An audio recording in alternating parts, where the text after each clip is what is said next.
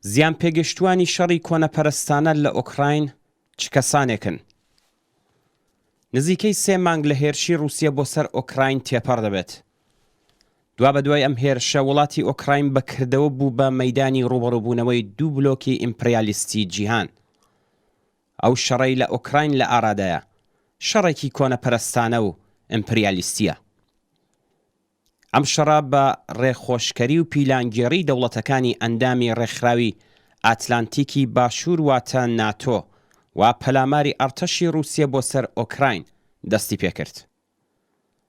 دەوڵەتی ئەمریکا کە بەهۆی شکستی یەک لە دوای یەکە نزامیەکانی لە ڕۆژهەڵاتی ناوەڕاست و ئەفغانستان و هەروەها نزیکایەتی وڵاتانی چین و رووسیا هەستی بە مەترسی دەکرد، دەرفەتێکی بۆ ڕەخسا بۆ ئەوەی ڕەقیبەکەی خۆی بخاتە داوی شەڕێکی وێرانکەرانەی بەشێنەیی و ناڕاستەوخۆ لە ئۆکراین. شەڕی ئۆکراین لە ڕاستیدا حاصڵی قوڵبوونەوەی قەیران لە سیستمی کۆن و داڕزیوی سەرمایەداری جیهانیە. هەرسی دەوڵەتەکەی ئەندامی ناتۆ بە هێندێک جیاوازیەوە لە سیاسەتە شەرخوازانەکانی دەوڵەتی دەستڕێژی کاری ئەمریکا پشتیوانی دەکەن. هاوکات ئەم ڕۆژانە هەڕەشەی پەیوەستبوونی دوو دەوڵەتی فنلاند و سوئێدیش بە بلۆکی ئیمپریالیستی ناتۆ لە ئارادایە.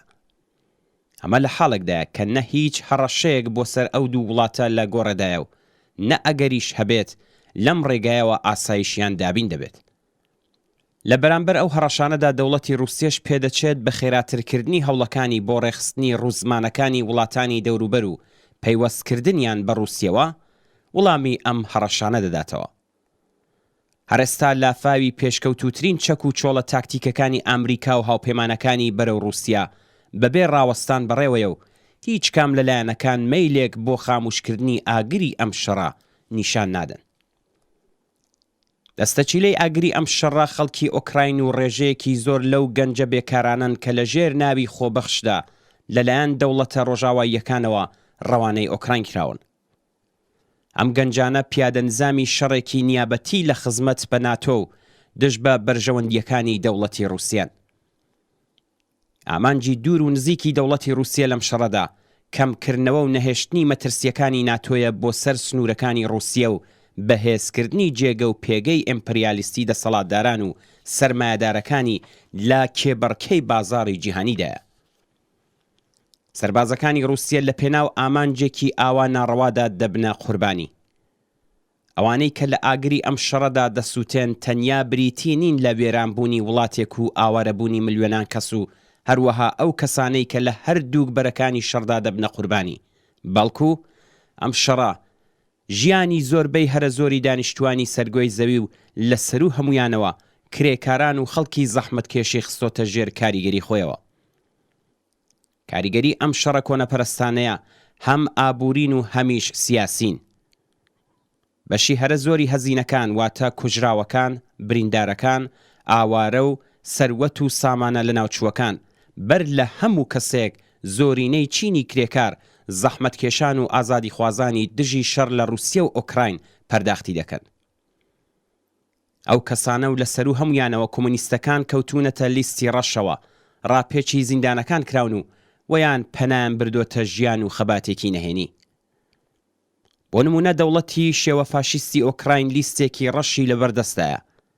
کەسانی ناو ئەم لیستە وەک دوژمنانی ئۆکراین دەناسێندرێن و هێندێکیان دەکەونە بەر هەڕەشە و زیندانیکردن. چەندین کەس لەوانەی کە ناویان لەم لیستەدا بووە لەلایەن پۆلیسی ئەمنیەتی ئۆکراینەوە بە شێوەیەکی نەهێنی کوژراون. بەڵام ئەوەی کە هاوکات و هەر ئێستاش خەڵکی کەمداهاتی لە جیهاندا خستۆتە ژێر گوشارەوە گرانیەکانی سەرچاوەگرتوو لە قەیرانی سەرمایەداری و شەڕی ئەو لە ئۆکراینە. بەر لە دەستبەیکی ئەم شەڕە و پەرەپێدانی لەلایەن ئیمپریالیستەکانەوە هەڵاوسان و گرانی داوێنی تەواوی وڵاتە سەرمایەدارەکانی لە گەشە سندووە بگرە هەتا وڵاتانی لە حاڵی گەشەکردندا گرتبەوە. بۆ نمونە هەڵاوسانی سەراسەری لە ئەمریکا و بریتانیا 7% و هەڵاوسان بۆ خەڵکی بەکارهێنەری کاڵابنەڕەتیەکان لە سەرووی 10%. شەڕی ئۆکراین بە تایبەت لەسەر نرخی سوتەمەنی وڵاتە پێشکەوتوو ناپێشکەوتووەکان کاریگەری داناوە و هەڵاوسان بەرز بووتەوە. بەڵام خەڵکی دەستکورتی ئەو وڵاتە ناپێشکەوتوانەی کە بەرهەمەکانی وەک گەنم، ڕۆنی گوڵەبەڕۆژە و جۆرەکانی خۆراکی ئاژەڵیان لە ئۆکراینی ڕووسیەوە هاواردە دەکرد زیانێکی زۆرتریان بەرکەوتووە. بە پێچەوانەوە لە چاو خەڵک بازرگانەکانی هاوردەی کاڵا لەم شەپۆلی کەمبوون و گرانیە سوودیان وەرگرتووە. لە هەمان کاتدا دەوڵەتەکانیش دەرفەتێکیان بۆ ڕەخسا بۆ ئەوەی سەرنجەکان بەرەولای ئەو شەڕە وەک هۆکار و سەبەبی سەرەکی هەڵاوسان و گرانی لە وڵاتەکانیان ڕابکێشن. یەکێک لە وڵاتانە کۆماری ئیسلامیە. لەم پەیوەندیەدا وەبیرهێنانەوەی ئەو خاڵە زۆر پێویستە کە لەم ناوەدا بازرگانانی ئێرانی و دار و دەستەی سەر بە ڕژیم کەمترین بەرهەمی کشتتوکاڵیان لە چاو وڵاتەکانی تر لە ئۆکراینەوە هاواردەکردووە. ئەگەر گرانی سوتەمەنی بۆ نمونە لە بریتانیا هەڵاوسانی گەیاندوتە سەرووی دەلەسەد، چ شتێک هەڵاوسانی لە کۆماری ئیسلامیدا کە بەر لە گرانکردنەکانی ئەم دوایانە لەلایەن دەسەڵاتەوە کە بە قەولی خۆیان بە ڕێژەی 40% بوو بۆ بەرهەمە بنەڕەتیەکانی گەیاندۆتە پتر لە چەند 100%. شەڕی کۆنەپەرستانەی ئۆکراین و ئاگر خۆشکەرانی ئەو شەڕە دەبێ مەحکوم بکرێن. ئەم کارێکە کە لەلایەن زۆربەی هەرە زۆری جەماوەری ئاشتی خواز لە جیهاندا و بەشداربووانی ڕێپێوانەکانی دژ بە شەڕ بەڕێوە چووە. ئەو ناڕزاتیانە دەبێت لە ئاستێکدا بێت کە هەردوو لایەنی ئەم شەڕە واتە ئیمپریالیسمی ڕووسیە و دەوڵەتەکانی ئەندامی ناتۆ و لە سەرووی هەمویانەوە ئامریکا ناچار بە ڕاگررتنی ئەو شەڕە بکرێن. پێویستە کارێک بکرێت کە دەوڵەتە ڕۆژاواییەکان توانایی ڕێخستنی بەکرێگیراوان و دانی پوڵ و چەک و چۆڵیان بە دەوڵەتی ئۆکراین نەبێت. بەداخەوە وەک سەرەتاکانی سەدەی 20م حیزبێکی کۆمونیستی وەک حیزبی بلشویەک لە مەیداندانیە تا بە سازماندان و ڕێخستنی ناڕازیان خەباتکارانی چینی کرێکار و خەڵکی زەحمەتکێش ئەو شەڕە کۆنەپەرستانەی ئێستا بکات بە شۆڕش و نەبەردێکی شۆڕشگێرانە. لە کاتێکدا کە ئەم تواناییە بوونی نییە، پێویستە کرێکارانی پێشڕە و پێویستی حیزبێکی شۆڕشگێری کۆمونیست بۆ ڕووخاندن و لەناوبردنی دەسەڵاتە سەرمایەدارەکان و بەر لە هەمووشیان وڵاتانێکی لاواستری وەک کۆماری ئیسلامی بکەن بە خواستێکی گشتگیر و هەوڵەکانیان بۆ مسۆگەرکردنی چڕتر بکەنەوە.